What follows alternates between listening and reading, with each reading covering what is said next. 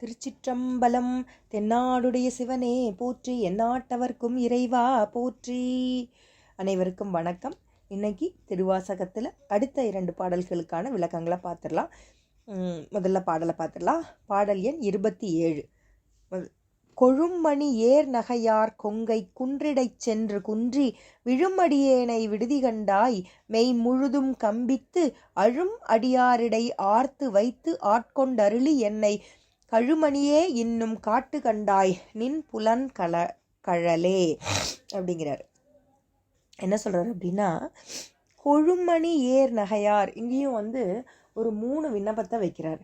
First என்ன சொல்கிறாரு அப்படின்னா, கொழுமணி ஏர் நகையார் கொங்கை, அதாவது செழுமையான முத்து போன்ற அந்த பற்களை உடைய அந்த பெண்மணிகள் இருக்காங்க இல்லையா, அப்பேற்பட்ட அந்த பெண்மணிகளை அந்த பெண்மணிகளோட பற்கள் அப்படி இருக்கான். முதல்ல பெண்களை பற்றி வர்ணிக்கிறார். முன்னாடி பாடல்லாம் சொல்லுவார் இல்லையா, அந்த பெண்களோட சிரிப்பில் மயங்கக்கூடாது, அதில் மயங்கி கடந்துட்டேன், அவங்களோட கண் பார்வையில் மயங்கி கடந்துட்டேன் அப்படின்லாம் சொல்லுவார் இல்லையா. இப்போ என்ன சொல்கிறாரு அப்படின்னா, அந்த சிற்றின்பத்தை பற்றி சொல்கிறாரு. மகளிரோட அந்த அழகான பற்கள் எப்படி இருக்கான், நல்ல முத்து போன்று வெள்ளை வெள்ளேன்னு இருக்கான். கொழுமணி ஏர் நகையார் கொங்கை குன்றிடை சென்று குன்றி அப்படிங்கிறாரு. என்ன அப்படின்னா, அவங்களுடைய அந்த மார்பகங்கள் இருக்குல்ல, அது இந்த மலை மாதிரி குன்று மாதிரி இருக்கான். அது உள்ளுக்குள்ளே போய் நான் மகளிர் இன்பத்தில் நான் திளைச்சிடக்கூடாது, சென்றிடை குன்றி அப்படிங்கிறாரு. அதுக்குள்ளே நான் திளைச்சிக்காமல் இருக்கணும். அப்படி விழும் அடியேனை, அப்படி நான் விழுந்துட்டேன், ஒரு வேளை நான் அப்படி அந்த மகளிரில் இன்பத்தில் போய் நான் அப்படி விழுந்துட்டேன் அப்படின்னா என்னைய விட்டுடாதப்பா, நான் விழக்கூடாது. ஆனால் அவர் விழுந்துட்டாராம். அப்படி விழுந்தா என்னைய விட்டுடாதப்பா. ஏன்னா அந்த காலத்தில் இந்த மகளிர் இன்பத்தில்னால பெண்ணால் ராஜ்யத்தை தொலைச்சவங்க பல பேர் இருந்திருக்காங்க இல்லையா. ராவணன் கூட அப்படிதானே, நல்ல ராஜ்யம் மண்டோதரியோட சந்தோஷமாக இருந்துட்டான் அப்படின்னா ஒன்றும் பிரச்சனையே இல்லையே. சீதாதேவியோட ஆசையில் மயங்கி அதனால தானே நமக்கு அவனோட ராஜ்யமே அழிஞ்சு போச்சு. இல்லைன்னா எப்பேற்பட்ட வீரன் ராணுவன். அதனால் பெண்ணாசை, மண்ணாசை, பொன்னாசை, இது 3மே நம்மளை கெடுத்துடும்னு சொல்லுவாங்கள்ல. பெண்ணாசை ரொம்ப கேடு. அதை தான் மாணிக்க வாசகர் இங்கே அழகாக சொல்கிறாரு. செழுமையான முத்து போன்ற அந்த பற்களை விடைய அந்த முத்துப்பாரி அந்த பல்லில் அவங்க அவ்வளவு அழகாக சிரிக்கிறாங்களாம். அவங்களுடைய மார்பு குன்று மாதிரி இதுவாக இருக்கான். அந்த மார்பு, அந்த திளைத்த மார்பில் இவர் விழுந்துட்டா என்னை நீ விட்டுடாதப்பா, மெய் நீ விட்டுடக்கூடாது, மெய் முழுவதும் கம்பித்து அழும் அடியாரிடை ஆர்த்து வைத்து ஆட்கொண்டருளி என்னை கழுமணியே இன்னும் காட்டு கண்டாய் நின் புலன் கழலே. என்ன சொல்கிறாரு, அப்படி நான் ஒரு வேளை அவங்க கிட்ட விழுந்துட்டேன் அப்படின்னா நீ என்ன பண்ணணும், உன்னைய யாரு தொடராங்களோ அந்த அடியார்கள் அழுது அழுது உன்னை தொடராங்கல்ல, அந்த அடியார்கள் கிட்ட கொண்டு போய் என்னைய சேர்த்துடு, அழுதால் உன்னை பெறலாமே. அதாவது இப்போ நாமெல்லாம் சாதாரணமாக திருவாசகம் படிக்கிறதுக்கும் ஒரு பழமையான அடியார்கள் இந்த தேவாரத்தில் ஊன்றி ஊன்றி திருவாசகத்தில் ஊன்றி ஊன்றி அவங்க படிக்கும்போது அவங்க கண்கள்லேருந்து தானா நீர் வர்றதை நான் நிறைய தடவை பார்த்துருக்கேன். ஏன்னா அவங்களுடைய பக்தி அப்படிப்பட்டது. இறைவனை அவங்க அப்படி நேசிக்கிறாங்க. அப்பா, அதுவும் அந்த சிறுத்தொண்டர் புராணம், கண்ணப்பரோட கதை. அந்த கண்ணப்பர் தன்னோட கண்ணை அப்படியே குத்தி எடுத்து பெருமானோட அந்த கண்ணில் கொண்டு போய் வைக்கும்போது அந்த ஒரு கண்ணுலேருந்து ரத்தம் வழியறது நிற்குமா. அப்போ இவர் கண்ணுலேருந்து ரத்தம் வழியுமா. அந்த பகுதியெல்லாம் படிக்கும்போது காளஹஸ்தியில் போய் எங்கள் அடியார்களோட படிக்கும்போது அவங்க எல்லாம் அழுதுகிட்டே படித்தாங்க. அதே மாதிரி அந்த சிறுத்தொண்டர் புராணத்தெல்லாம் நம்ம படிக்கும்போது பார்த்திங்கன்னா அம்மாவோ அப்பாவோ தலையை ஒருத்தர் பிடிச்சிக்கணும், காலை ஒருத்தர் பிடிச்சிக்கணும். அந்த சாகிற பையன் அழக்கூடாது, சந்தோஷமாக இருக்கணும். அதில் அப்பா தலையை வெட்டணும், உடம்பை இது பண்ணணும், கறி சமைச்சு கொடுக்கணும். அப்படின்லாம் இருக்கும்போது எப்படி, அதுவும் தன்னோட ஒரே மகன் சீராளா அப்படின்னு கூப்பிட்டு ஆசையாக பின்னி விட்ட ஒரு அலங்காரம் பண்ணி விட்ட ஒரு மகனை தன்னோட கையால் கறி சமைச்சு எடுத்துகிட்டு போனோம் அப்படின்னா அந்த கதையை கேட்குறவங்க எல்லார் கண்ணுமே கலங்கும் இல்லையா. அந்த மாதிரி அப்படி நினச்சி இறைவனை நினச்சாலே அழுகின்ற அந்த பக்தர்களோட என்னைய கட்டி வச்சுடுப்பா. அந்த கட்டி வச்சுட்டுன்னா அந்த கயிறு போட்டு கட்டி வைக்க முடியுமா? ஒரு அன்பாலையும் ஒரு பக்தியாலையும் ஒரு பாசத்தாலையும் நேசத்தாலையும் என்னை வந்து கட்டி வச்சிரு. அப்படி கட்டி நீ வச்சிட்டீன்னா நான் உன்னோட அடியார்கள் கூட்டத்தோடையே இருப்பேன். அவங்க எப்பவுமே உன்னோட நாமத்தையே சொல்லுவாங்க. நான் அதை கேட்டுக்கிட்டே இருப்பேன். இதுதான் பேரின்பம், அது சிற்றின்பம். இந்த பேரின்பத்துல தான் நான் திளைக்கணுமே தவிர அந்த வந்துட்டு போற அந்த சிற்றின்பத்துக்குள்ள என் மனசு போகக்கூடாதுப்பா. அதுலேருந்து என்னைய காத்தருள். இது மாணிக்க வாசகர் அதான் எப்பவுமே சொல்ற மாதிரி அப்படிதான். அவருக்காக எழுதினாரா? இல்லை, இதெல்லாம் நாம தெரிஞ்சுக்கணும்னு நமக்காக எழுதியிருக்காரு. அழும் அடியாரிடை ஆர்த்து வைத்து, ஆர்த்து வைத்துன்னா என்ன சொல்கிறது, கட்டி வைத்து அதுக்கப்புறம் நீ என்ன பண்ணணும், அப்படி கட்டி வச்சதுக்கப்புறம் ஆட்கொண்டருளி என்னைய வந்து நீ வந்து உன்னோட கழலை காட்டி எப்படி நீ என்னை ஆட்கொண்டாயோ அது மாதிரி நீ வந்து என்னை ஆட்கொண்டு அருளணும்ப்பா. கழுமணியே இன்னும் காட்டு கண்டாய் நின் புலன் கழனே அப்படின்னு சொல்லிட்டு சொல்கிறாரு. நீ வந்து எப்பேற்பட்ட மணியா, கழுமணி அப்படிங்கிறாரு. என் அழுக்கை வந்து கழுவக்கூடிய மணி, அவ்வளவு தூய்மையானவன், நம்மளோட அழுக்க கழுவக்கூடியவன், அவனுடைய பாதம் அவ்வளவு தூய்மையானது. அப்பேற்பட்ட கழுமணியே இன்னும் காட்டு கண்டாய், உன்னுடைய சொரூபத்தை மறுபடியும் எனக்கு காட்டுப்பா, காட்டி உன்னோட ஞான சொரூபத்தை மறுபடியும் எனக்கு காட்டு, எனக்கு கதி அதுதான் அப்படின்னு சொல்லி ரொம்ப அழகாக இந்த பாடலில் இறைவனுடைய பெருமையை பற்றி மாணிக்க வாசகர் சொல்கிறாரு. இன்னும் ஒரு முறை பாடலை பார்த்துடலாம். கொழும்மணி ஏர் நகையார் கொங்கை குன்றிடை சென்று குன்றி விழுமடியேனை விடுதி கண்டாய் மெய் முழுவதும் கம்பித்து அழும் அடியாரிடை ஆர்த்து வைத்து ஆட்கொண்டருளி என்னை கழுமணியே இன்னும் காட்டு கண்டாய் நின் புலன் கழலே அப்படிங்கிறாரு. 3 விஷயம் சொல்கிறாரு. என்ன ஃபஸ்ட்டு விஷயம்னா, பெண்கள்கிட்டேருந்து என்னைய வந்து பிரிச்சுடு, அந்த சிற்றின்பத்துக்குள்ளே போகக்கூடாது, அது வந்து சிற்றின்பம். பேரின்பமான நீ இருக்க, அந்த பேரின்பத்துக்குள்ளே நான் வரணும் அப்படின்னா உன்னோட அடியார்கள் எங்கெல்லாம் இருக்காங்களோ அவங்களோட சேர்த்து என்னைய விட்டுடு. இப்போ நமக்கு பக்தி இருக்கோ இல்லையோ, நம்ம ஏதோ ஒரு பஜனைக்கோ ஏதோ ஒன்றுக்கு போயிட்டுருக்கோன்னு வச்சுக்கோங்களேன், அங்கே ரொம்ப மூத்த ஒரு அடியாரையோ இல்லை அந்த ஃபங்க்ஷனை நடத்துகிறவங்களையோ நமக்கு பிடிச்சிருந்துச்சுன்னு வச்சுக்கோங்களேன், அவங்க சொல்லுவாங்க, நாளைக்கு இங்கே பஜனை இருக்குது நீ வந்துரு அப்படின்னு. நமக்கு ஆக்சுவலி அதுக்கு போக விருப்பம் இருக்கும் இருக்காது எதுவும் இல்லை. ஆனால் அவங்க மேலே நமக்கு ஒரு பாசமோ ஒரு மதிப்போ ஒரு மரியாதையோ இருக்கும்ல. ஆஹா, இப்பேற்பட்டவர் நம்மளை கூப்பிட்டுருக்காருப்பா, அப்போ நம்ம இவரோட வார்த்தைக்கு மதிப்பு கொடுத்தாவது நாம் அங்கே போகணும் அப்படின்னு போகும்போது பொதுவாக கேட்பாங்க இல்லையா, பக்தியில் வந்து சொற்பொழிவு கேட்குறீங்க இல்லை பஜனையில் கேட்குறீங்க, இதனால் உங்களுக்கு என்ன கிடைக்கும்? புண்ணியம் கிடைக்கும். அது நமக்கு புண்ணியம் கிடைக்குமா கிடைக்காதான்னு தெரியாது. ஆனால் ஒரு விஷயம் கிடைக்கும், என்னென்னா அந்த 3 மணி நேரமும் நீங்கள் உங்களோட மனசு 3 மணி நேரமோ 2 மணி நேரமோ 1 மணி நேரமோ அந்த மனசு வேறு எங்கேயும் அலப்பாயாது. அந்த பாடல்லையே அதை பாடுறவங்க கிட்டேயே அவங்க சொல்கிற கதையை கேட்குறவங்க கிட்டேயே நிலை பெற்று இருக்கும். அப்போ நம்ம மனசு என்ன பண்ணுவோம், அடுத்தவனுக்கு தீங்கு செய்யணும்னு நினைக்காது. இதை விட வேற என்ன வேணும்? அடுத்தவனுக்கு தீங்கு செய்யாமல் இருக்கிறது கூட ஒரு நல்ல குணம்தான். அவனை நான் இப்படி பண்ணணும் அப்படி பண்ணணும், அவன் இப்பேற்பட்டவன் அப்பேற்பட்டவன், அந்த பொறாம கிராம எதுவும் இல்லாமல் ஒருத்தனை கொலை பண்ணணும் ஒருத்தனை குத்தணும், அவனுக்கு வந்து நாம் ஏதோ ஒன்று பண்ணணும் அப்படின்னு நினைக்கிறதும் நம்மளோட மனசு தானே. அது எவ்வளோ தப்பான விஷயம். என்ன இது பண்ணியிருந்தாலும் ஒருத்தனை வந்து கெடுக்கணும்னு நினைக்கிறது தப்பான விஷயம் தானே. அப்போ அந்த தப்பான விஷயத்தை வந்து நாம் செய்யாமல் இருக்கோம் அப்படின்னா அதுக்கு நமக்கு இந்த சத்சங்கங்கள்லாம் உதவுது. அப்படி நாம் அந்த அடியாராக சேர்ந்து இருக்கும்போது நமக்கு எவ்வளவோ ஒரு நல்ல வைப்ரேஷன் கிடைக்கும் இல்லையா. அதனால முதல்ல வந்து அந்த மாதரோட இருக்கிற அந்த பெண்களோட இருக்கிற அந்த எண்ணத்தை பிரித்து வை, 2வது அடியாரோட என்னை கட்டி வை, அதுக்கப்புறம் நீ என்னைய வந்து ஆட்கொண்டு அருளணும். எப்படி வந்து எனக்கு உன்னோட தூய்மையான அந்த கழலை காட்டி என்னை ஆட்கொண்டு அருளியும் அது மாதிரி என்னை ஆட்கொண்டு அருளணும் அப்படின்னு சொல்லிட்டு ரொம்ப அழகாக சொல்கிறாரு. அது உடல் முழுவதும் நடுக்கமுற்று அழுகின்ற அடியார் நடுவே என்னை வந்து பொருத்தி வைத்து என்னை ஆட்கொண்டு அருளிய என்னோட கழுமணியே. இறைவனை வந்து அவ்வளோ அழகாக சொல்கிறாரு. அந்த பெண்களோட முத்து போல அந்த பற்களை உடைய அந்த மகளிருக்கு வந்து 2 கொங்கைகளாகிய இரு இரு குன்றுகளாகிய அந்த கொங்கைகள் நடுவே, கொங்கைகள் அப்படின்னா மார்பகங்கள், அது வந்து எப்படி இருக்கான், மலை மாதிரி இருக்கான், நடுவே போய் வீழ்ந்து விடுவாராம். அங்கே போய் மயங்கி வீழ்ந்துடும் அடியேனை நீ விட்டு விடுவாயோ, இப்படி நான் போய் அவங்களோட சிரிப்பில் மயங்கி அவங்களோட மார்போட அழகில் மயங்கி அதுக்கு இடையில நான் போய் வீழ்ந்து விடுவேன். அப்பேற்பட்ட என்னையை நீ விட்டு விடுவியாயாப்பா, விட்டுடாதப்பா.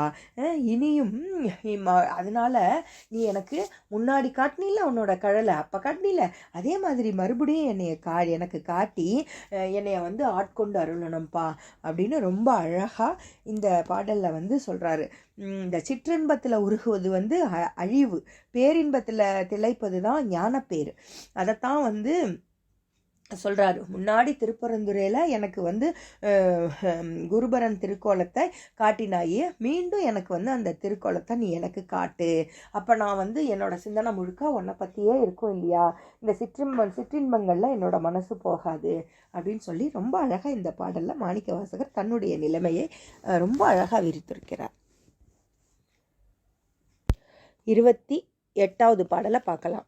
புலன்கள் திகைப்பிக்க யானும் திகைத்து இங்கு ஓர் பொய் நெறிக்கே விளங்குகின்றேனை விடுதிகண்டாய் விண்ணும் மண்ணும் எல்லாம் கலங்க முன்னீர் நஞ்சு அமுது செய்தாய் கருணாகரனே துலங்குகின்றேன் அடியேனுடையாய் என் தொழுகுலமே அப்படிங்கிறாரு. புலன்கள் திகைப்பிக்க, புலன்கள் என்ன, நம்மளுடைய ஐம்புலன்கள் இருக்குல்ல, அந்த புலன்கள் அவரை வந்து போட்டு பாடா படுத்தி எடுக்குதான். அதுக்குள்ள யானும் திகைத்து, நானும் அதுக்குள்ள போய் கஷ்டப்படுறேன்ப்பா, அதுதான் நம்மளை பாடா படுத்துதுன்னு தெரியுதில்ல, அப்படி தெரிஞ்சும் நான் அதை விட்டு விலகிறேனா இல்லையே, அதுக்குள்ளேயே தானே நான் விழுந்து கிடைக்கேன், அதை விட்டு நான் வரணும் தானே, அப்படி நான் வரமாட்டேங்கிறேனப்பா.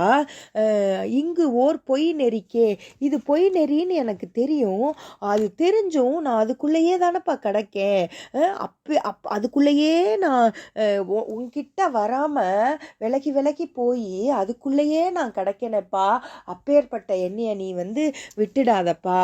நீ எப்பேற்பட்டவன் தெரியுமா, விண்ணும் மண்ணும் எல்லாம் கலங்க முன்னீர் நஞ்சு அமுது செய்தாய். அதாவது பார்க்கடலில் கிடைக்கும்போது வானுலகம் மண்ணுலகம் எல்லாமே வந்து கலங்குச்சான். அப்படி கலக்கும்போது என்னாச்சு, அந்த வாசுகி பாம்பை வச்சு தானே அவங்க வந்து கட்டி அமிர்தத்தை கடைஞ்சாங்க. அப்போ அந்த வாசுகி பாம்பு வாயிலேருந்தும் நஞ்சு வந்துச்சான், கடல்லேருந்தும் நஞ்சு வந்துச்சான். அந்த அந்த அந்த அந்த வந்த நஞ்சு வந்து எப்படி பண்ணுச்சான், அந்த முன்னீர் அப்படின்னா அந்த கடல் 3 விதமான நீர் கடல்ல வந்து கலக்குதான், ஆற்று நீர், ஊற்று நீர், அதுக்கப்புறமா வந்து மழை நீர். இது 3 வந்து ஆற்றுலேருந்து வர்ற தண்ணி, ஊற்றுலேருந்து வர்ற தண்ணி, மழை நேரடியாக மழையில் விழுகிற தண்ணி, இதெல்லாம் 3 நீரும் அந்த கடலில், முன்னீரும் அந்த கடலில் கலக்குதான். அந்த கடலில் கலந்த அந்த நஞ்சையே நீ வந்து அமுதமாக செஞ்சுட்ட, அமுதமாக்கி நீ வந்து பண்ணிட்ட. இவ்வளோ வேலை பண்ண, நான் என்னப்பா பண்ணேன், இந்த 5 புலன்களால் கட்டுண்டு தானே கிடைக்கேன். சுவை, ஒளி, ஊறு, ஓசை, நாற்றம் அப்படிங்கிற அந்த 5 புலன்களால் மயங்குண்டு அதுக்குள்ளேயே வந்து அதையே நாடி நான் வந்து கிடைக்க, இது பொய் நெறின்னு எனக்கு தெரிஞ்சும் நான் அதுக்குள்ளே விழுந்து கிடைக்கேன்ப்பா. நீ எப்பேற்பட்டவன், இந்த கடலில் கலந்த அந்த இதையே வந்து நஞ்சையே வந்து அமுதாக்கிட்ட, அதை வந்து நீ அப்பேற்பட்ட பெரிய வேலையவே அவ்வளவு எளிமையாக செஞ்சுட்ட. நான் ஒரு சின்ன வேலை தானேப்பா செஞ்சேன், இது என்ன ஒரு பெரிய விஷயமா, நீ வந்து என்னைய போய் நீ விட்டுடாதப்பா அப்படின்னு சொல்லிட்டு ரொம்ப அழகாக இங்கே சொல்கிறாரு. அதுக்கப்புறம் என்ன சொல்கிறாரு, நீ வந்து யாருப்பா, கருணாகரன்பா, சாதாரண ஆளா நீனு, உனக்கு வந்து கருணை அப்படிங்கிறது நெஞ்சில் மட்டும் இல்லை, சிவபெருமானே கருணை கடல் போல, அது மாதிரி அவருடைய உடம்பு முழுக்க கருணை தான்.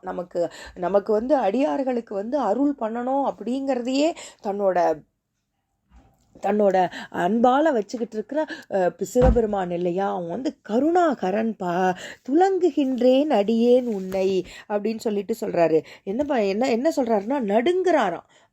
நான் வந்து நடுங்கிறேன்ப்பா, அடியேன் உடையாய் என் தொழுகுலமே, நீ என்னோட குலதெய்வம்ப்பா, உன்னை நினச்சி நினச்சி நான் வந்து நடுங்கி போகிறேன், என்னைய வந்து விட்டுடாதப்பா, என்னைய வந்து நீ ஏற்றுக்கப்பா அப்படின்னு சொல்லி ரொம்ப அழகாக இந்த பாடலில் மாணிக்க வாசகர் இறைவனை பற்றி உருகி உருகி பாடுறாரு. இன்னொரு முறை பாடலை பார்த்துடலாம். புலன்கள் திகைப்பிக்க யானும் திகைத்து இங்கு ஓர் பொய் நெறிக்கே விளங்குகின்றேனை விடுதி கண்டாய், விண்ணும் மண்ணும் எல்லாம் கலங்க முன்னீர் நஞ்சு அமுது செய்தாய் கருணாகரனே, துலங்குகின்றேன் அடியேன் உடையாய் என் துளகுலமே. அதாவது என்ன சொல்றாரு அப்படின்னா, விண்ணுலகத்தாரும் மண்ணுலகத்தாரும் ஆகிய எல்லோரும் அஞ்சி நடுங்கிறாங்க. நீ வந்து அந்த கடல்ல வந்து கிளப்பிய அந்த நஞ்சை வந்து அமிர்தமா நினைச்சு ஏத்துக்கிட்டப்பா, அதை நஞ்சுன்னு விஷம்னு நினைச்சு நீ பயந்தியா? இல்லையே, அதை வந்து சாப்பிட்ட எப்படி அமிர்தம் மாதிரி நினைச்சு சாப்பிட்ட. பாகக்காய் ஜூஸை கூட ஐயோ கசக்குமே அப்படின்னு நினைக்காம அப்படி எடுத்து குடிப்போம் இல்லையா, அந்த மாதிரி அது நமக்கு இறைவன் வந்து அந்த விஷத்தையன்னு தெரிஞ்சு அதை வந்து அமுதமாக நினச்சி நீ வந்து ஏற்றுக்கிட்ட. நீ வந்து அத்தகைய கருணாகரன்பா, அப்பேற்பட்டவன்பா நீனு. நான் வந்து இங்கே எப்படி இருக்கேன் அப்படின்னா, நிலை கலங்குறாராம், அவர் துடிக்கிறாராம், துலங்குகின்றேன் அடியேனுடையாய், நான் வந்து நிலை கலங்கி நிற்கிறேன், என்னைய வந்து காத்துடுப்பா, நான் வந்து உனக்கே உரியவன்பா, நான் அடியேன், உன்னோட அடிமை, நான் உனக்கே உரியவன், நீ யாரு? எனக்காக இருக்கிறவன்பா, நீ என்னை உடையவன், என்னோட இஷ்ட தெய்வம், என்னுடைய குல தெய்வம், தொழு குலமேங்கிறாரு. நமக்கு ஏதாவது ஒரு கஷ்டம் வந்தால் நமக்கு முதல்ல வந்து நிற்கிறது யார் தெரியுமா? நம்மளோட குலதெய்வம் தான் வந்து நிற்கும். நம்ம குலதெய்வத்துக்கு அப்புறமா தான் இஷ்ட தெய்வம். நமக்கு ஏதாவது ஒரு வீட்லேயே பார்த்தீங்க அப்படின்னா, ஃபஸ்ட்டு ஏதாவது ஒரு கல்யாணமோ ஏதாவது ஒன்று வருது அப்படின்னா ஃபஸ்ட்டு குலதெய்வம் கோயிலுக்கு போயிட்டு வாங்க அப்படின்னு சொல்லுவாங்க. ரொம்ப நாள் ஆச்சு குலதெய்வம் கோயிலுக்கு போய் அப்படின்னா, இல்லை குலதெய்வம் கோயிலுக்கு போயிட்டு வாங்க, அட்லீஸ்ட் வருஷத்துக்கு ஒரு தெரியாது போகணும் அப்படின்லாம் பெரியவங்க சொல்லுவாங்க இல்லையா. இப்போ மாணிக்க வாசகர் இங்கே சொல்கிறாரு, என்னோட குல தெய்வம் நீனு. இஷ்ட தெய்வம் நம்ம எவ்வளோ வேணா வச்சுக்கலாம், அது நம்மளோட இஷ்ட தெய்வம். ஆனால் நமக்கு ஏதாவது ஒன்றுன்னா முதல்ல வந்து நிற்கிறது நம்மளோட குல தெய்வம் தான். நம்மளோட துக்கமாக இருந்தாலும் சரி, சந்தோஷமாக இருந்தாலும் சரி, எல்லாத்துக்கும் காரணம் நம்மளோட குலதெய்வம். அதனால சிவபெருமான இவர் இப்படி என்ன சொல்றாரா, என் தொழு குலமே அப்படிங்கிறாரு. நீ என்னோட குலதெய்வம்பா, என்னோட இஷ்ட மூர்த்தி, நான் வந்து உன்னையவே சார்ந்து இருக்கேன்ப்பா. ஆனால் நான் உன்னையத்தான் சார்ந்து இருக்கணும், ஆனால் நான் எப்படி இருக்கேன், இந்த ஐம்புலன்களால் வந்து நான் வந்து பிரமிக்க, அது ஐம்புலன்களுக்குள்ளே நான் சிக்கி இந்த வழி போகிற வழி தவறுன்னு தெரிஞ்சும் நான் அந்த வழியிலேயே போய்கிட்டு இருக்கேன்ப்பா. அப்பேற்பட்ட என்னைய வந்து அதுக்கு அங்கே போகக்கூடாதுன்னு எனக்கு தெரியுது, ஆனாலும் எனக்கு தெரியாமல் நான் அதுக்குள்ளேயே விழுந்துக்கிட்டு இருக்கேன். நீ வந்து ஆமாம் அது மாதிரி வந்த என்ன சொல்கிறது, கடலில் வந்த கடல் முழுசும் வந்த அந்த நஞ்சையே அமுதமாக குடிச்சு இல்லை அம்மா, அப்பேற்பட்டவன் நீனு. நான் ஏதோ இந்த ஐம்புலன்களை தான்ப்பா சிக்கிட்டு இருக்கேன், ஏனே நீ காத்துற மாட்டியா?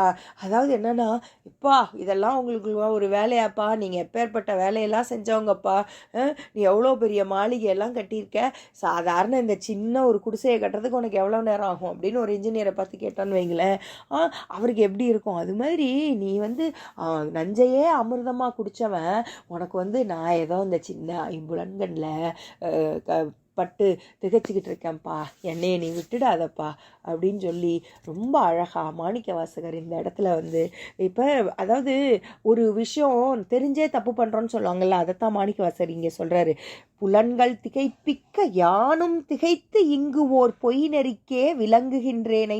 அதாவது இப்போ ஒரு மது இருக்குன்னு வச்சுக்கோங்களேன், அந்த மது குடித்தா உடம்புக்கு கேடு அப்படின்னு ஒரு மதுலையோ இல்லை ஒரு சிகரெட் பாக்கெட்லேயோ புகையிலையோ எல்லாத்துலேயுமே போட்டிருக்கோம். அதுதான் கஷ்டம் அப்படின்னு தெரிஞ்சு போயே அதை நம்ம குடிக்கிறோன்னு வச்சுக்கோங்க. அப்போ அது யாருக்கு கஷ்டம்? நமக்கு தான் கஷ்டம். ஏன்னா அதை குடித்தா கெடுதல்னு நமக்கு தெரியும், ஆனால் அதுக்குள்ளே தான் நம்ம உழண்டுட்டு கிடக்கும். எல்லாரையும் சொல்லலை, குடிக்கிறவங்கள சொல்கிறேன். இது மாதிரி நமக்கும் ஒரு சில கெட்ட பழக்கம் இருக்கும். எத்தனையோ சில கெட்ட பழக்கங்கள் இருக்கலாம். சில பேர் நகத்தை கடிச்சிக்கிட்டே இருப்பாங்க. சில பேர் எப்போ பார்த்தாலும் மொபைல் பார்த்துட்டு இருப்பாங்க. எப்போ பார்த்தாலும் டிவி பார்ப்பாங்க. எப்போ பார்த்தாலும் கிரிக்கெட் பார்த்துக்கிட்டே இருப்பாங்க. இப்படி எத்தனையோ அவங்கவுங்களுக்கு வகையான கெட்ட பழக்கத்தை தான் நாம் இதில் எடுத்துக்கணும். அது கெடுதல்னு நமக்கு தெரியும். சில பேர் எப்போ பார்த்தாலும் காப்பி குடிச்சிட்டே இருப்பாங்க. காப்பி கூட ஒரு நாளைக்கு ஒரு தடவை 2 தடவை குடிக்கிறது ஓகேன்னு தான் சொல்கிறாங்க. அது குடிக்காமல் இருக்கிறது நல்லது. அப்படியே குடித்தாலும் 1ஓ 2ஓ குடிங்கம்பாங்க. சில பேர் எப்போ பார்த்தாலும் காப்பி குடிச்சிட்டே இருப்பாங்க. எப்போ பார்த்தாலும் நொறுக்கு தண்ணி சாப்பிட்டுட்டே இருப்பாங்க. இந்த மாதிரி இது கெடுதல்னு தெரிஞ்சு நாம் அதுக்குள்ளேயே ஊழ்ந்துட்டு இருக்கோம். இது நமக்கு தெரிஞ்ச உதாரணம். அது மாதிரி மாணிக்க வாசகர் இந்த 5 புலன்களுக்குள்ள சிக்குண்டு நான் தவிக்கிறேன், இது கெடுதல்னு எனக்கு தெரியும், ஆனால் இதை விட்டு என்னால் வர முடியல. நீ எப்பேற்பட்ட பெருமை உள்ளவன் இல்லையா, நீ நஞ்சையே அமுதமாக்கி குடித்தவன், அவ்வளோ பெரிய காரியத்தை செஞ்சவன், நான் சும்மா இதில் விலகி உழண்டுட்டு கிடக்கேன், நீ என்னைய விட்டுடாதப்பா, தயவு செஞ்சு என்னைய காப்பாற்றுப்பான்னு ரொம்ப உருகி இந்த பாடலில் மாணிக்க வாசகர் தன்னோட எண்ணங்களை ரொம்ப அழகாக வெளிப்படுத்திக்கிறார். நன்றி, வணக்கம். நாளைக்கு அடுத்த பாடலில் பார்க்கலாம்.